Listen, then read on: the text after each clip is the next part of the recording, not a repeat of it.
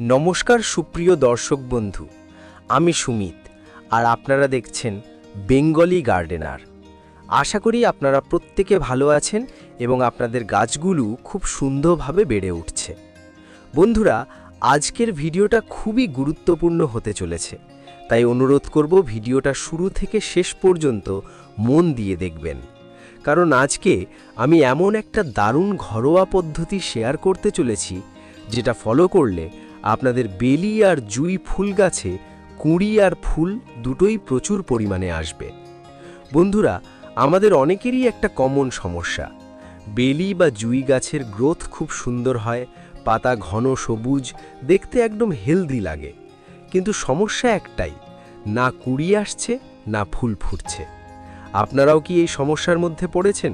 কমেন্টে জানাতে পারেন। আমরা অনেক সময় কি করি, গাছ বড় হচ্ছে না বলে সার দিই, আবার ফুল না এলে আরও বেশি সার দিতে থাকি। কিন্তু এখানেই আমরা একটা বড় ভুল করে ফেলি, কারণ সব সার কিন্তু গাছকে ফুল দেয় না। অনেক সার আছে যেগুলো শুধু পাতা আর ডাল বাড়ায়, ফুল আনে না। আর এই কারণেই আমাদের গাছ দেখতে ভালো হলেও ফুল আসে না।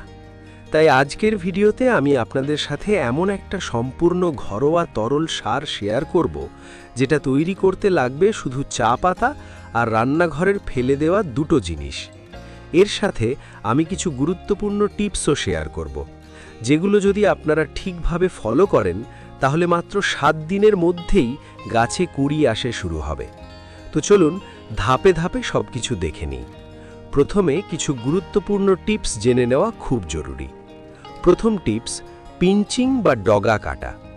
বন্ধুরা, বেলি আর জুঁই গাছের ক্ষেত্রেও এটা খুবই গুরুত্বপূর্ণ। যদি দেখেন গাছের ডালগুলো খুব লম্বা হয়ে গেছে কিন্তু কুঁড়ি আসছে না, তাহলে ডালের মাথায় একটু করে কেটে দিন। এতে গাছ নতুন করে সাইড ব্রাঞ্চ বের করবে। আর একটা কথা মাথায় রাখবেন, ফুল সবসময় নতুন ডালেই আসে, তাই যত বেশি নতুন ডাল হবে তত বেশি কুঁড়ি আসবে। কাঁচি দিয়ে খুব হালকা করে ডগা কেটে দিন, বিশেষ করে যেসব ডালে কুঁড়ি নেই।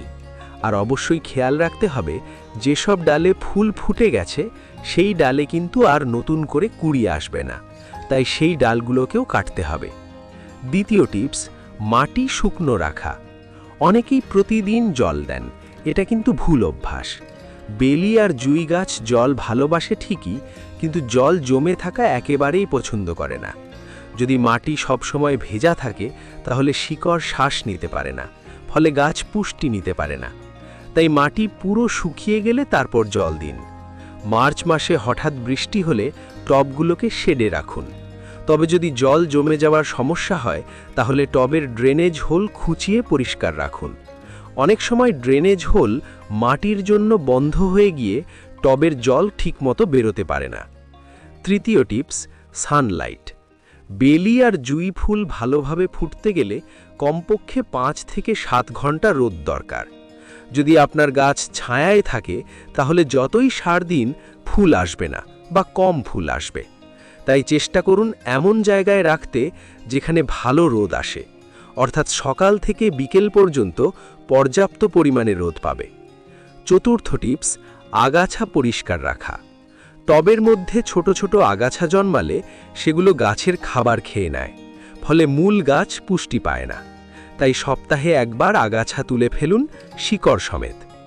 পঞ্চম টিপস, মাটির ট্রিটমেন্ট। মাসে একবার নিমখোল ব্যবহার করুন। 10 ইঞ্চি টবের জন্য 1.5 থেকে 2 চামচ যথেষ্ট। এতে মাটির পোকা কমে এবং গাছ সুস্থ থাকে। না পেলে নিম পাতা শুকিয়ে গুঁড়ো করে ব্যবহার করতে পারেন। এছাড়াও বেলি ফুল গাছের পাতায় ফাঙ্গাসের সমস্যা খুব দেখা দেয়। এর জন্য সপ্তাহে অন্তত একবার যে কোনো একটি কীটনাশক স্প্রে করবেন। ঘরোয়া হলে 1 লিটার জলে 1/2 চামচের একটু কম বেকিং সোডা ভালো করে গুলে 4 দিন অন্তর স্প্রে করবেন। এই ঘরোয়া টিপসটা যাদের গাছ আক্রান্ত হয়ে আছে তারা ব্যবহার করবেন। এবার আসি আজকের সবচেয়ে গুরুত্বপূর্ণ অংশে, ঘরোয়া তরল সার তৈরির পদ্ধতি। এই সারটাই আপনাদের গাছে কুঁড়ি আনতে সবচেয়ে বেশি সাহায্য করবে। প্রথমে একটি পাত্রে 500 মিলি জলে 1 চা চামচ ভরা ফ্রেশ দানাদার চা পাতা নিন। যদি ব্যবহার করা চা পাতা নেন তাহলে 2 থেকে 3 চামচ নিতে হবে।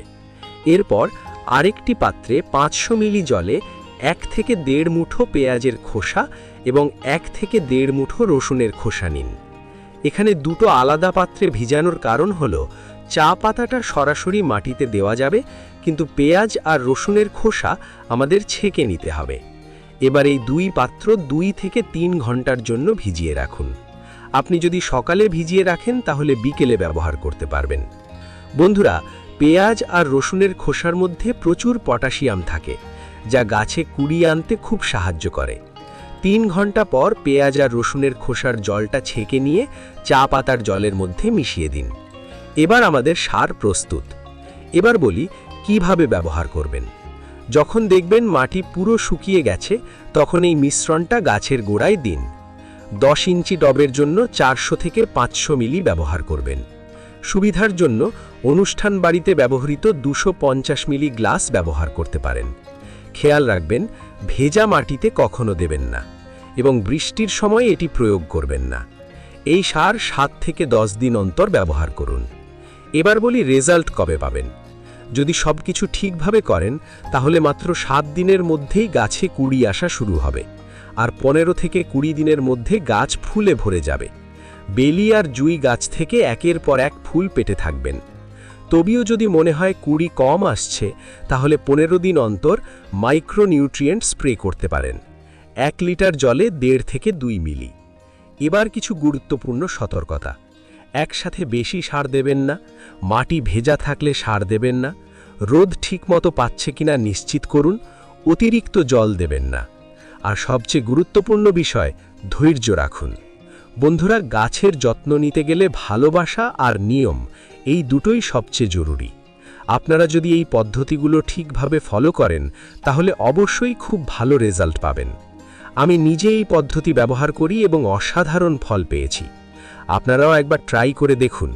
আশা করি আপনাদের বেলি আর জুই গাছ কুড়ি আর ফুলে ভরে যাবে। তো বন্ধুরা, আজ এই পর্যন্তই। ভিডিওটা যদি ভালো লেগে থাকে তাহলে লাইক করবেন, শেয়ার করবেন আর চ্যানেল বেঙ্গলি গার্ডেনার সাবস্ক্রাইব করে পাশে থাকবেন। এভাবেই গাছের যত্ন নিতে থাকুন।